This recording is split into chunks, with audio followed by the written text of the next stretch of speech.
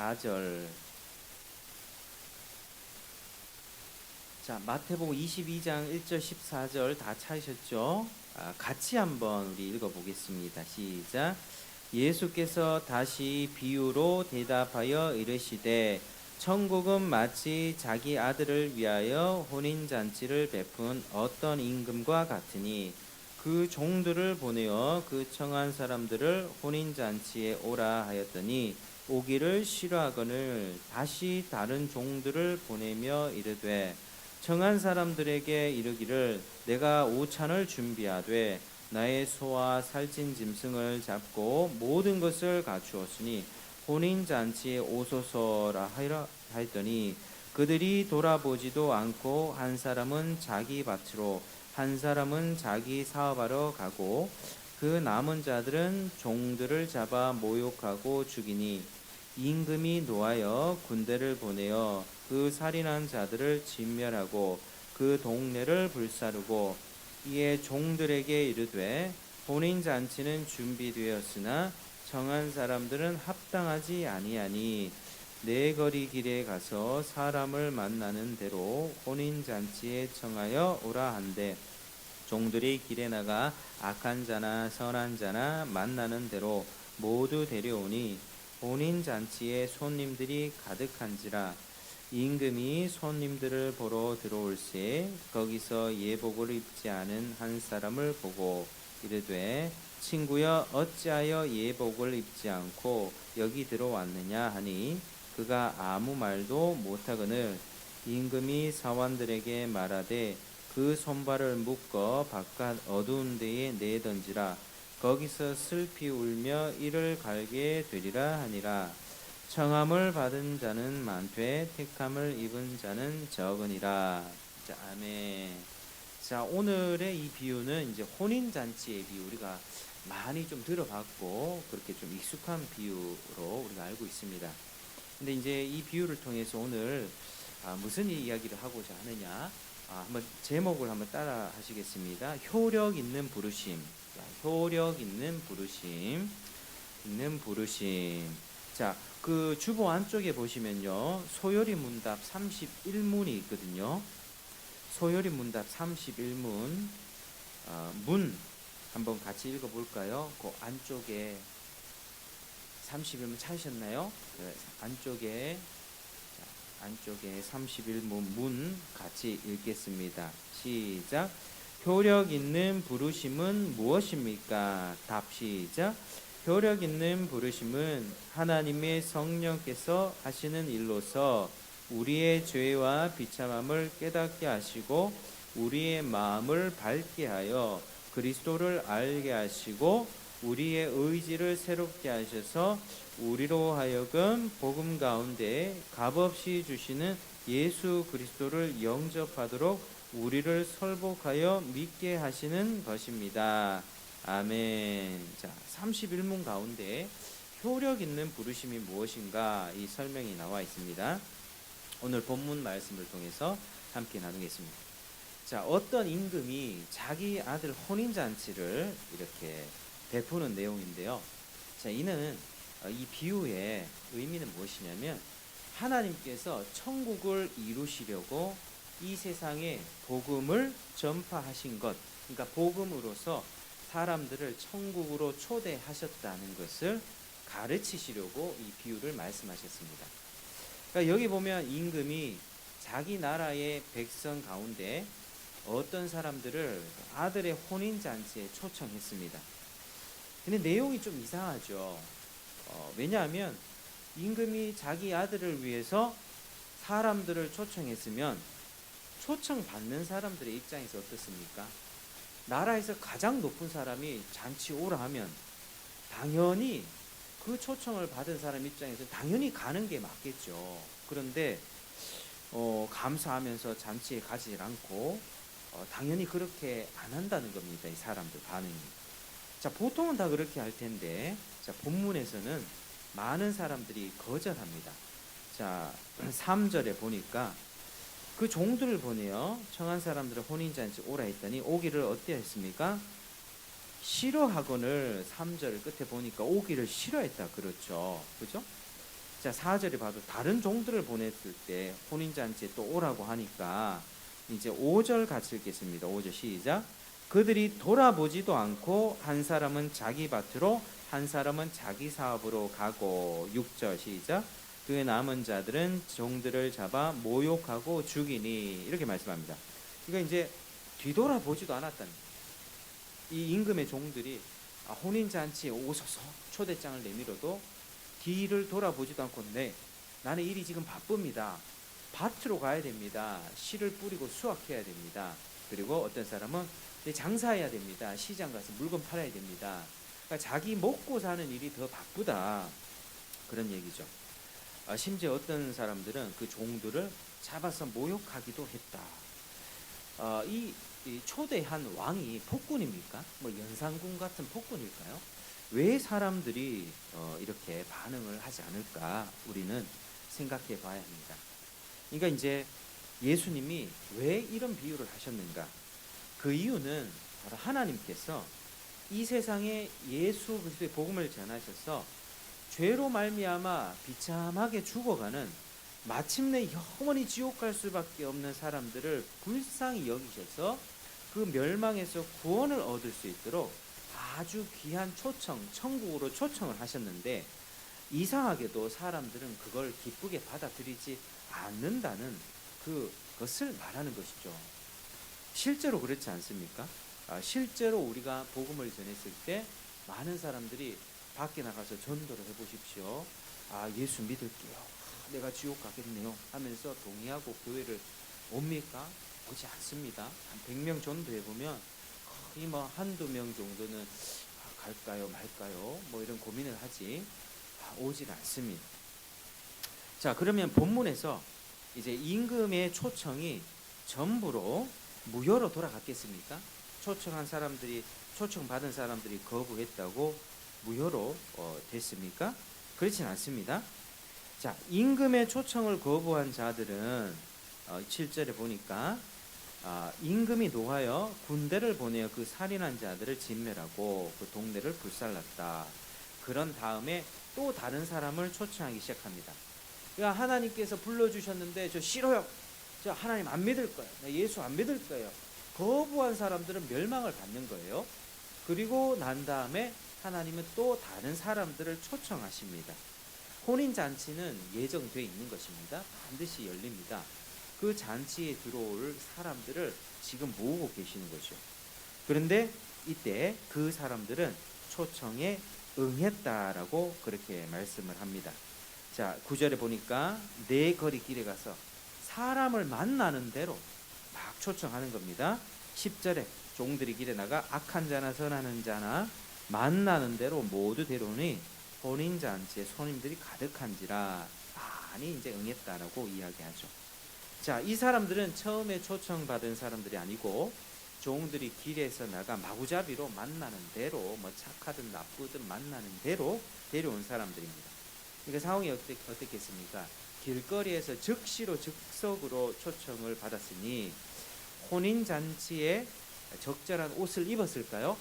그렇지 않겠죠. 옷이 준비가 되어 있지 않았을 것입니다. 몸치장도 별로 단장하지 못한 채로 거기에 불려갔을 것입니다. 그런데 이 사람들은 그 잔치에 들어갈 만한 아주 잘 단장하고 깨끗한 예복을 입었습니다. 이 사람들은 예복을 입었다. 자, 11절에 보니까 임금들이 손님을 보러 들어올새 예복을 입지 않은 한 사람을 보고 왜 당신은 예복을 입지 않고 여기 들어왔냐 이렇게 책망하는 거죠. 다른 사람들은 다 예복을 입은 겁니다. 그래서 예복을 입지 못한 한 사람은 오히려 쫓겨나갔다 그렇게 말씀하죠. 자, 우리가 이것을 또 유의해서 봐야 될 부분인데, 자, 결국 그 귀한 혼인잔치 자리에 참석하게 되는 사람은 자기가 다 예복을 준비하고 다 이렇게 갖춰서 온 게 아니고요. 하나님이 다 미리 예비해 주셨다가 그 귀한 자리에 들어갈 만하게 만들어 주셨다는 뜻입니다. 자, 초청받은 것도 은혜죠. 초청받아서 그 자리에 온 것도 은혜입니다. 또 그 자리에 어울리게 예복을 입은 것도 은혜입니다. 길에서 왔는데 예복을 어떻게 준비를 했을까요? 임금이 다 준비해 뒀다가 그 잔치 문 앞에서 하나씩 줬을 겁니다. 혹은 우리가 생각해 보면 상상해 보면 예복을 갈아입기 전에 먼저 목욕을 다 한 다음에 목욕을 다 시키고 머리도 단장하게 하고 그렇게 예복을 하나씩 받은 다음에 잔치 자리로 들어갔을 것입니다. 그게 우리가 생각할 수 있는 부분입니다. 그런데 그런 절차를 무시하고 자기 고집대로 들어온 사람은 참석하지 못하고 왔다가도 쫓겨났습니다. 그래서 우리는 이것을 좀 주의해서 봐야 되는데요. 결국 자격 없는 자를 하나님이 다 초청하셨지만 그 귀한 초청에 참여할 만큼 깨끗하게 예복을 잘 입을 수 있도록 또 하나님께서 은혜로 다 준비해 주셨다는 것입니다.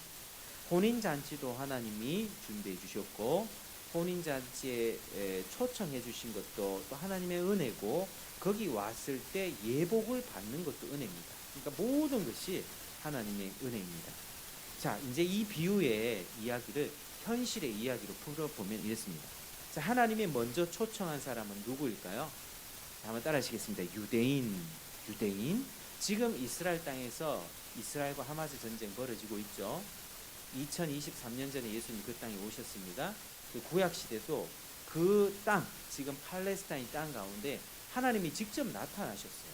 하나님이 나타나셔서 모세라는 사람을 통해서 이스라엘을 이집트에서 건져내시고 그 땅 가운데 광야 생활 40년을 통해서 그 땅으로 인도해 주시고 거기서 이스라엘 백성들이 살았다는 거예요. 하나님의 율법도 주고요, 제사법도 주고 하나님을 섬기려면 이렇게 섬겨야 된다. 하나님은 모든 걸 다 계시해 주셨어요.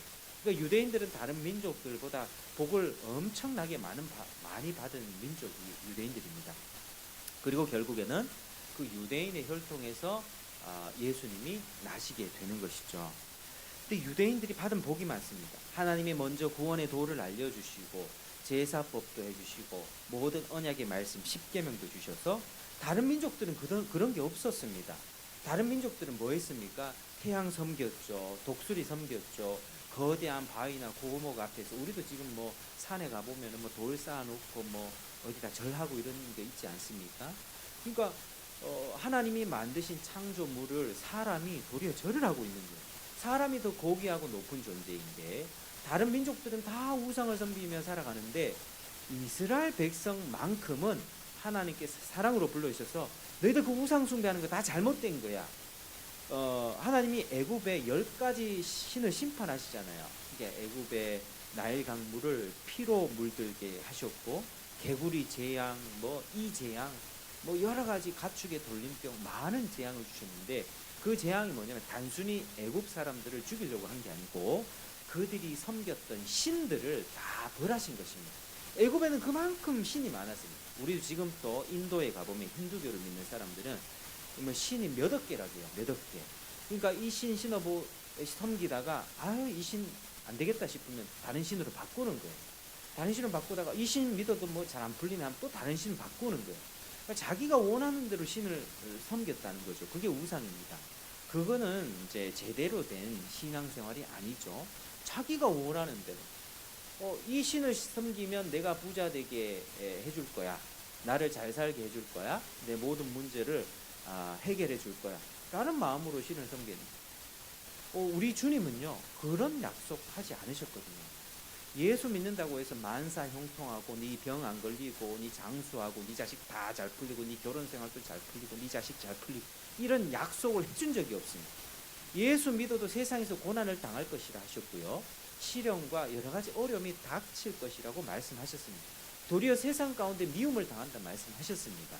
그러면 우리의 자세는 내가 어려움이 닥치고 고난이 닥칠 때에 예수 믿어도 소용없네 이게 아니고요. 주님의 말씀 따라 이 어려움과 고난을 이기게 해달라는 기도를 통해서 인내하는 믿음으로 사는 게 그게 신앙생활이에요. 그게 우리 주님이 원하신 것입니다. 그래서 이 유대인들은 그렇게 많은 복을 받았고 구원의 은혜를 받았고 하나님을 섬기게 하셨지만 그런데 유대인들이 어떠했습니까? 예, 하나님 이러면서 하나님 잘 믿었습니까? 하나님을 잘 믿지 않았다는 겁니다. 유대인들에게 하나님이 이스라엘 백성들을 이끌기 위해서 율법의 말씀대로 살지 않을 때 누굴 보내셨어요? 하나님 말씀 전하는 직분을 받은 자들이 누구였죠? 선지자였죠. 선지자들을 보내주셔가지고 선지자를 통해서 회개해라, 우상 숭배에서 떠나라, 돌이켜라, 그 죄를 버려라, 살아계신 하나님께 돌아와라라고 수많은 선지자들, 이사야, 예레미야, 호세아, 구약에 나오는 선지자들이 많이 있었습니다. 그렇게 이스라엘 백성들에게 외쳤건만 이스라엘 백성은 그때 네 하고 주님 앞에 잘 돌아왔습니까? 이 선지자 보내면 박해하고 저 선지자 보내면 박해하고 잠시 돌아오는 듯 하지만 또 죄를 짓고, 그러니까 유대인들은 많은 복을 받았지만 다 그 복을 자기가 스스로 차버렸다라고 하는 것입니다. 그러니까 우리 하나님께서는 결정적으로 이 유대인들 가운데 완전한 이 진리의 길이신 예수님을 보내주셨죠. 다른 민족들 가운데 오신 게 아니라 예수님이 미국인 아프리카 사람으로 온 게 아니라 유대인의 혈통으로 아브라함과 다윗의 혈통으로 오셨습니다. 그걸 약속하셨고요. 그래서 유대인들은 자기들 조상의 혈통을 통해서 예수님이 딱 오셨습니다. 하나님이신 그분이 하나님의 아들로서 이 땅에 오셨는데 유대인들이 어땠습니까? 자기 백성이 영접하지 아니하였다. 다 밀쳐낸 겁니다. 가장 많은 복을 받았지만 그 복을 다 스스로 밀어냈다는 것이죠. 그래서 그들이 버림받고 하나님의 심판을 받게 되는 것입니다. 하나님의 천국에 초청하는 이 혼인잔치에 초청을 했지만 유대인들은 먼저 불러주셨습니다. 다 버렸습니다. 그게 바로 7절이죠. 7절이 그들이 받은 벌입니다. 임금이 놓아여 군대를 보내 그 살인한 자들을 진멸하고 동네를 불사르고. 하나님의 뜻을 요청을 거부하니까 하나님이 군대를 보내서 유대인들을 멸했다. 결국에는 이 이스라엘 백성들이 성전이 언제 결정적으로 무너지는지 아십니까? 지금 이스라엘 가면 통곡의 벽이라고 서쪽에 벽 하나만 둥그러니 남아 있습니다. 그리고 유대인들, 지금 유대인들도 사실은 정말 아브라함의 자손을 찾아보기 힘들어요. 그들이 지금 알리야 운동을 통해서 막 돌아오고 있는데 그 시오니즘입니다. 시오니즘. 저 땅 하나님이 우리에게 준 땅이야, 우리 빼앗을 거야 이러면서 폭력과 살인을 자행하면서 팔레스타인 사람들을 다 쫓아내고, 마치 지금 저기 벤자민 나타냐후 그 총리를 여호수아 취급하면서 그걸 지지하고 있는데요. 사실 그 잘못된 운동입니다. 그거는요 구약적 사고에 갇혀서 지금 이스라엘 백성들이 유대인의 지금 이스라엘 땅으로 돌아오는 그 움직임을 보면서 와, 하나님의 뜻이다, 하나님의 뜻이 성취가 된다라고 막 기독교인들도 거기 헌금 갖다 바치고 이스라엘 순례 가고 막 물질과 시간을 투자하는데요. 그렇게 해석해서는 안 될 부분입니다, 사실은. 그러니까 이제 그들이 이스라엘 백성들이 물론 하마스도 지금 전쟁 가운데 나쁜 짓 하죠. 이스라엘도 서로 나쁜 짓 합니다. 약탈, 살인, 강간, 온갖 나쁜 짓 서로 합니다. 막 서로 죽이고요. 그런데 이제 기독교인들이 그게 하나님의 뜻이다 하니까 마치 이스라엘 백성들을 여호수아의 군대로 취급하고 그들이 행하는 모든 악들을 정당화하는 겁니다. 괜찮다, 그거 하나님의 뜻이야. 하나님 뜻 그거 아니거든요. 그러니까 그들은 혈통을 지금 이스라엘 백성들의 혈통을 좀 조사해 보려고 정말 아브라함과 다윗의 혈통인가 조사해 보려고 했던 어떤 그런 시도들이 있었는데 혈통을 조사를 하지를 못하겠더랍니다. 다들 그 혈통이 섞여 버렸고 유대인들, 세속적인 유대인들, 그리고 그 땅을 무조건 차지하고 다 죽여버리고 그 땅 가야 된다라고 하는 마음으로 성경을 이용하는 것이죠. 그게 시오니즘 운동의 한 부분입니다. 그래서 이제 하나님께서는 그렇게 그 땅의 역사를 지금 하고 있는데요. 이스라엘 백성들이 AD 70년에요. 로마의 디도 장군이 쳐들어오면서 지금 그 성전을 싹 무너뜨렸습니다. 예수님이 한 30년 정도까지 사시고 그리고 40년 후에 70년 승천하신 다음에 한 40년이 지나서 AD 70년에 독립운동이 막 일어났거든요. 우리 로마 무찌르고 우리 독립하자 이러면서 반란이 일어나니까 그걸 반란을 제압하기 위해서 로마에서 장군이 왔고 디도 장군이 유대인들을 다 싹 다 죽였습니다. 그때 죽은 사람이 100만 명이 넘습니다. 그때 6월절 시즌이었거든요. 지금 또 100만 명이라고 한다면 엄청나게 많은 숫자인데 뭐 한 광역시의 어떤 기본 광역시 정도의 사람들이 다 죽었다고 봐야 됩니다. 그러니까 하나님의 말씀을 거부하고 끝끝내 예수님까지 십자가에 못을 박으니까 그들이 완전히 멸망하게 됐고요. 예루살렘이 그렇게 무너지고 난 다음에 지금 서쪽에 벽 하나만 딱 남아 있는 것입니다. 그래서 이 복음이 유대인들이 이 복음을 받아들이지를 않으니까 예수님을 거부하니까 복음이 어디로 옮겨갔습니까? 이방인들에게 옮겨간 거예요. 유대인들이 거부하니까 바울과 같은 또 사도들을 통해서 복음이 왕관 유대인에서 로마 지역으로 또 유럽 지역, 영국 지역으로 이래서 전 세계에 퍼져나가서 우리도 예수님을 믿게 된 거예요. 그렇게 해서 원래는 우리는 유대인 혈통이 아니죠. 한민족이고 한국 사람들이죠. 우리는 자격이 없던 자들이 하나님의 청함을 입고 하나님의 은혜로 구원을 받게 됐습니다. 그러니까 원래는 이제 유대인들이 하나님의 큰 축복을 받은 하나님의 백성이었는데 우리는 아무 상관이 없는 사람들이었어요. 그냥 우리는 우상 섬기다가 우리 조선 시대만 해도 어떻습니까? 다 뭐 유교 사상, 뭐 불교 사상, 뭐 이제 뭐 어디에 물 떠놓고 절하고 뭐 그렇게 우상 숭배하다가 죽을 수밖에 없는 게 바로 저희들이었습니다. 그런데 이 땅에 하나님께서 복음을 전해주시고 선교사 보내주셔서 우리도 예수 믿고 교회 생활을 하는 하나님의 백성을 삼아주셨죠. 그래서 자격 없던 우리가 하나님의 청함을 입고 하나님의 은혜로 구원을 받게 됐습니다. 그래서 여기 중요한 것이 예복입니다. 예복. 자, 예복은 무슨 의미가 있을까요? 예복 한번 따라 하시겠습니다. 예수 그리스도의 의의 옷. 예수 그리스도의 의의 옷. 그러니까 자기 죄악을 회개하고 예수의 십자가 대속을 믿는 자에게 주어지는 의의 옷입니다. 하나님 나라 혼인잔치에 들어갈 수 있는 그 자격이죠. 예수의 의의 옷입니다. 결국 이 옷을 입지 않은 사람들은 잔치에서 쫓겨났죠. 자, 이 비유의 결론이 어떻습니까? 자, 14절 같이 시작.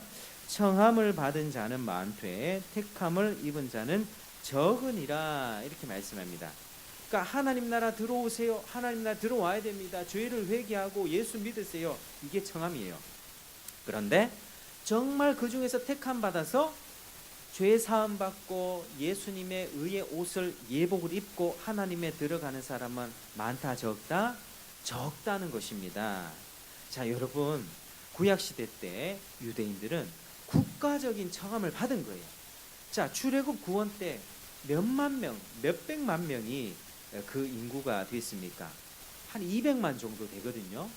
남자 장정만 60만 명, 한 200만 명 정도가 되는, 그러니까 아브라함의 자손들, 야곱의 12아들로부터 400년이 지나면서 200만 명이 이스라엘 국가가 된 거예요.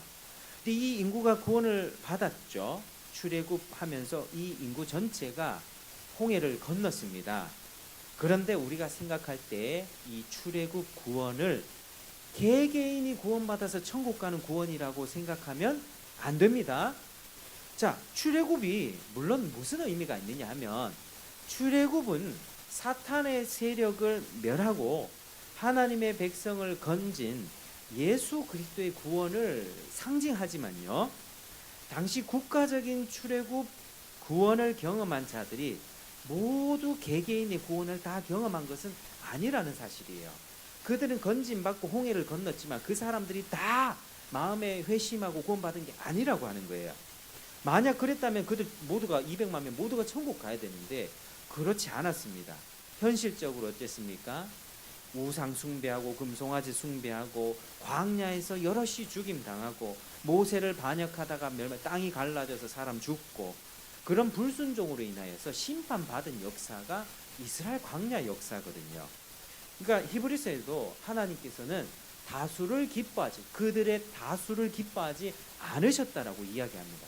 그러니까 출애굽 구원 받아서 그 애굽에서 탈출해서 홍해 건넜다고 다 천국 가는 거 아니라고 하는 거예요. 그냥 예수 그리스도의 구원을 예표할 뿐이지 우리가 영적으로 현실적으로 따져보면 그들은 그 나라 애굽에서 건짐 받아서 하나님의 백성이 될 수 있도록 청함을 받은 거예요. 국가적으로 초청받은 거예요. 혼인잔치에 들어올 수 있도록 기회를 부여받은 거예요.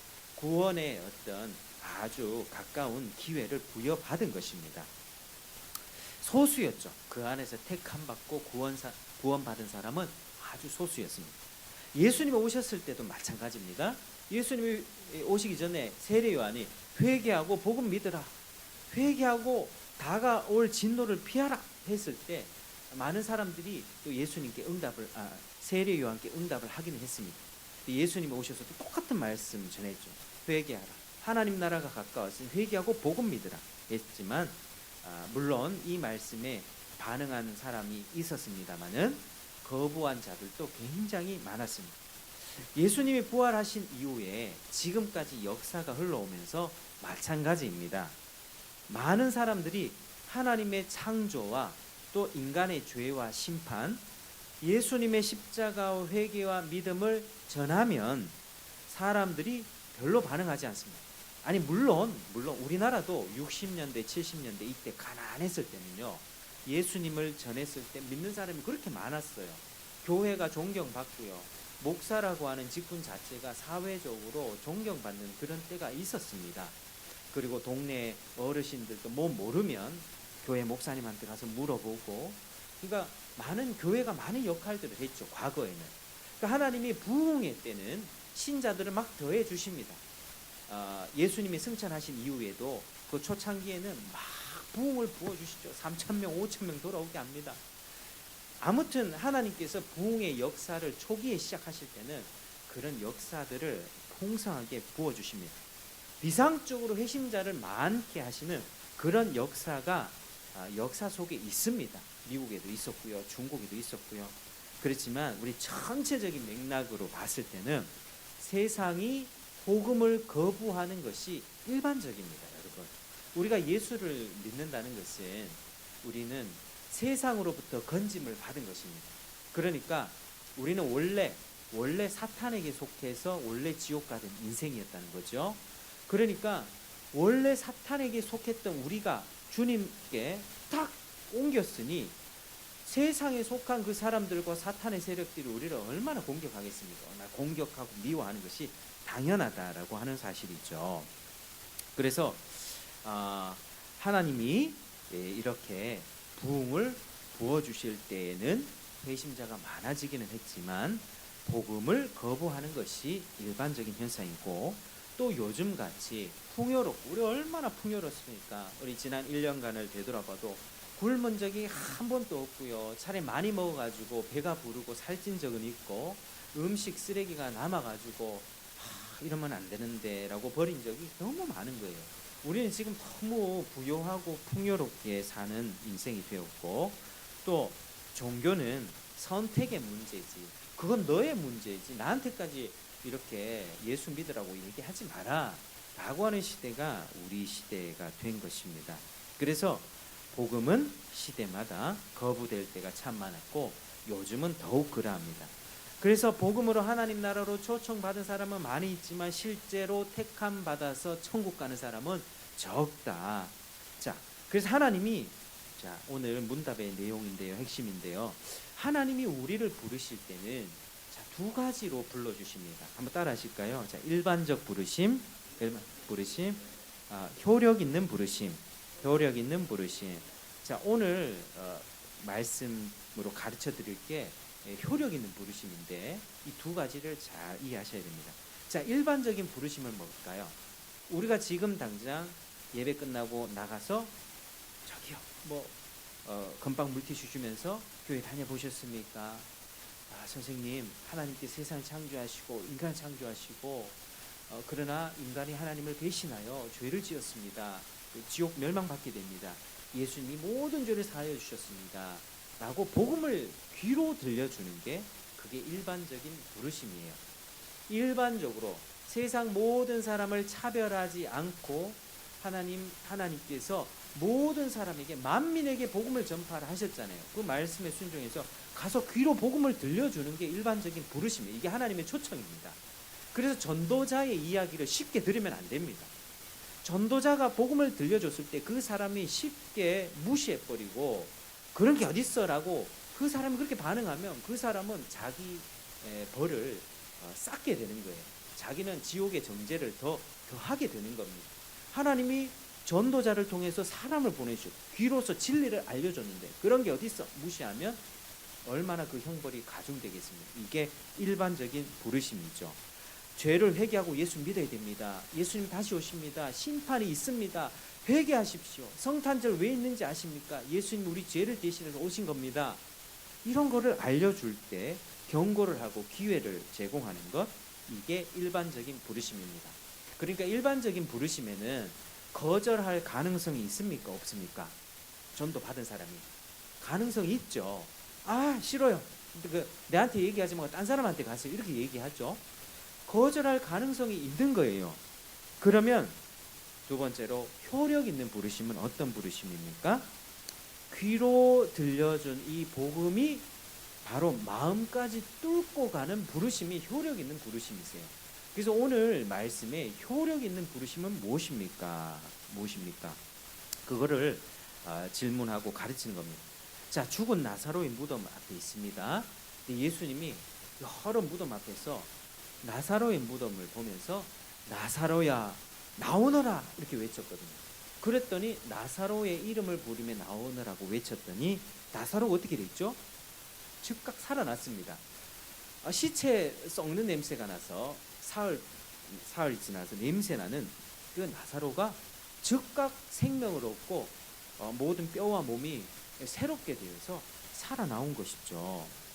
이것은요 절대로 거부되지 못하는 부르심이세요.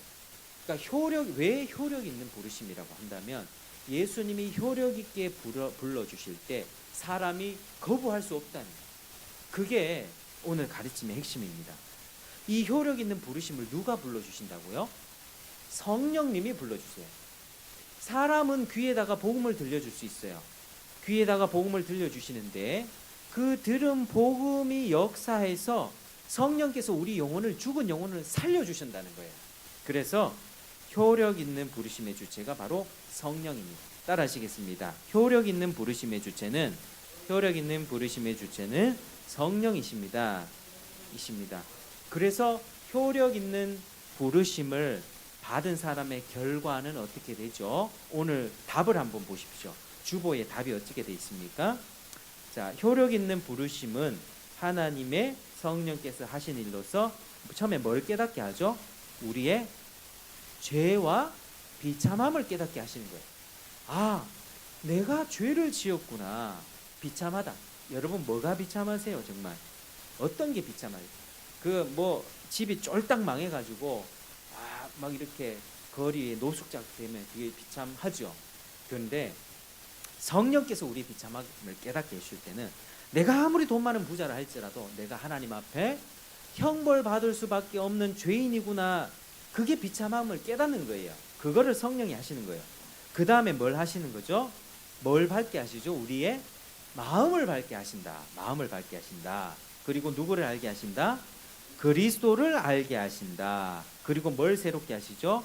우리의 의지를 새롭게 하신다. 우리의 의지. 전에는 손과 발이 움직이지 않았던, 교회 가볼까 생각하지도 않았는데 교회 가봐야겠다. 이 의지가 새로워지는 거예요. 하나님 믿고 싶다. 생각 바뀌어지는 거예요. 그래서 우리로 하여금 복음 가운데 값없이 주시는 예수님을 영접하도록 우리를 설복하여 믿게 하시는 것이 바로 성령님의 역사입니다. 여러분, 그러니까 성령이 효력 있게 불러주시면 그 영혼은 바로 구원을 얻게 되는 것이고요. 구원의 열매를 맺게 되는 것입니다. 그러니까 우리가 누가 구원받았는지 구원 안 받았는지 우리도 이렇게 지내보면서 이렇게 분별할 때 있잖아요. 저 사람은 교회 오래 다녔지만 거듭난 것 같지 않다. 우리가 판단을 할 때가 있습니다. 어떨 때 그렇습니까? 전혀 하나님의 백성답게 사는 모습이 전혀 나오지가 않아요. 마음이 새로워진 것 같지도 않고 하나님 사랑하는 것 같지도 않고 옛날 그 고집과 탐욕, 욕심 그대로 사는 거예요. 그런 사람은 교회 아무리 10년 오래 다녀도 이 사람은 구원받지 않은 것 같다. 그런데 어떤 사람을 보면서 저 사람 구원받은 것 같다라고 얘기할 수 있습니까? 하나님을 사랑하고 예수님을 자랑하고, 그리고 어떻게 하면 주님을 더 기쁘시게 할까? 죄를 지을 수 있습니다. 죄를 지어서 어떻게 합니까? 하나님, 내가 죄를 지었습니다.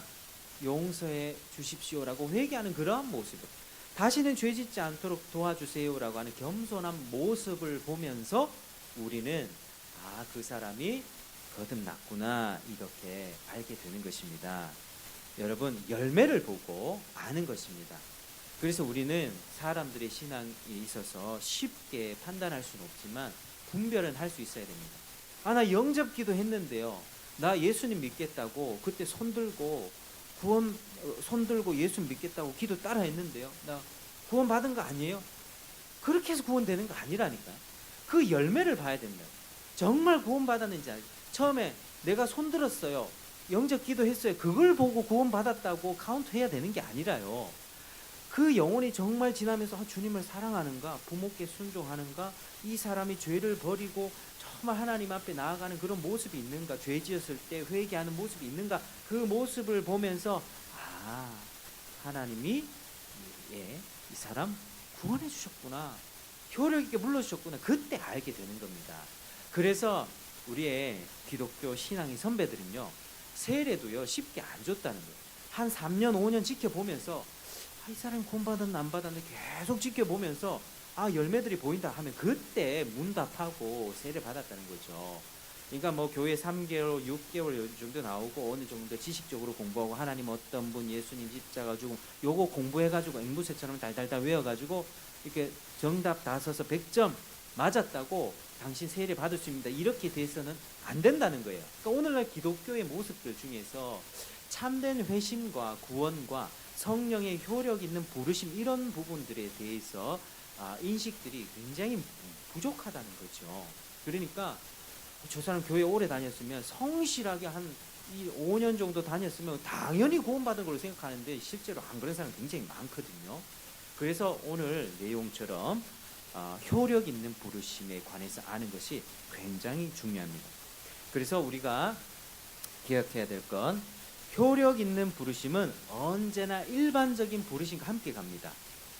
귀로 복음을 들은 그 사람에게 효력 있는 부르심이 생겨난다는 거예요. 성령이 내 심령에 복음을 들어본 적도 없는 거예요. 내가 아프리카 원주민이에요. 복음을 한 번도 들어본 적이 없는 사람이에요. 근데 성령이 갑자기 그 사람을 거듭나게 하는 그런 역사 아니라고 하는 거예요. 복음을 먼저 듣게 하신 다음에 그 복음을 지속적으로 들은 그 복음의 메시지 가운데 성령이 효력 있게 불러주시면 택자의 마음에 효력이 있는 그런 부르심의 역사가 나타나는 것입니다. 여러분, 우리가 이 부분에 잘못 생각하면 오해할 수 있어요. 성령이 복음을 듣지도 않는 사람의 내면을 거듭나게 하신다라고 오해할 수도 있어요. 그러니까 우리는 어떻게 해야 돼요?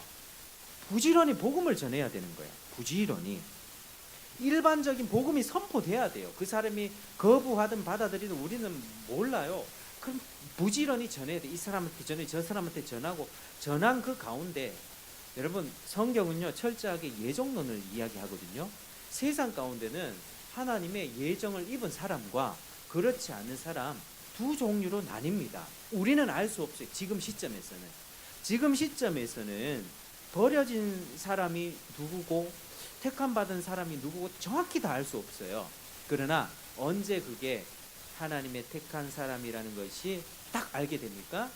복음을 듣고 회개하고 주님을 믿는 그 모습을 보면서 이 사람은 택함 받은 사람이구나 분별할 수 있게 되는 것이죠. 그래서 복음을 열심히 전해야겠죠. 복음을 귀로 들려줘야겠죠. 복음을 귀로 열심히 듣고 그 심령 가운데 성령이 언젠가는 역사하실 때 그 영혼이 진짜 하나님의 자녀로 새로 태어나게 되는 것입니다. 여러분, 이런 과정을 겪으셨습니까? 그냥 교회만 정말 그냥 발걸음만 주일 됐다고 교회 왔다 갔다 이게 신앙 아니라고 하는 거예요. 그래서 오늘 이 말씀을 통해서 우리는 복음을 정확히 이해하고 복음을 정확하게 바르게 전해야 되고요. 또 부지런히 전해야 됩니다. 바르게 전해야 되는 이유는 뭘까요? 야, 교회 오면 밥이 맛있더라. 교회 오니까 야, 성탄절에 10만 원씩 상품권 주더라. 야, 교회 와봐라 진짜 좋더라. 뭐가 좋죠? 그러니까 교회에 어떤 복음이 아닌 다른 외적인 것들로 인해서 교회를 오게 되면 진정한 회개와 믿음을 가지기가 어렵습니다. 바르게 전하지 않고 교회 오니까 야, 내 문제 다 풀리던데, 교회 오니까 내 자식 문제 풀리고 내 가난한 거 물질의 축복 받던데, 이렇게 복음을 전해, 기복적인 복음을 전해서 그 사람 교회에 오잖아요. 그 사람 마음은 어떤 기대를 갖고 오겠어요? 아, 나도 교회 다니면 내 자식 문제 풀리겠네. 나도 교회 다니면 우리 가난한데 내 경제적인 문제 해결되겠네. 이 마음이 더 큰 거예요. 더 큰 거예요. 자기 죄를 보기보다 내가 원하는 소망과 소원과 죄와 탐욕이 막 섞인, 나는 행복을 추구한, 소소한 행복을 추구한다 하지만 그 소소한 행복 속에 섞여 있는 죄와 탐욕과 하나님이 기뻐하시지 않는 모든 그런 가증한 것들이 섞인 채로 교회에 들어오게 된다는 거예요. 그러니까 진정한 회심이 없죠. 그렇게 교회 와가지고 자기가 원하는 대로 예수를 믿다가 교회를 3개월, 6개월, 1년, 10년 다녀봤는데 자기가 원하는 대로, 처음에 교회 다니면은 그렇게 복 받는다며, 문제 없어진다며, 안 되는 거죠. 안 되는 거죠.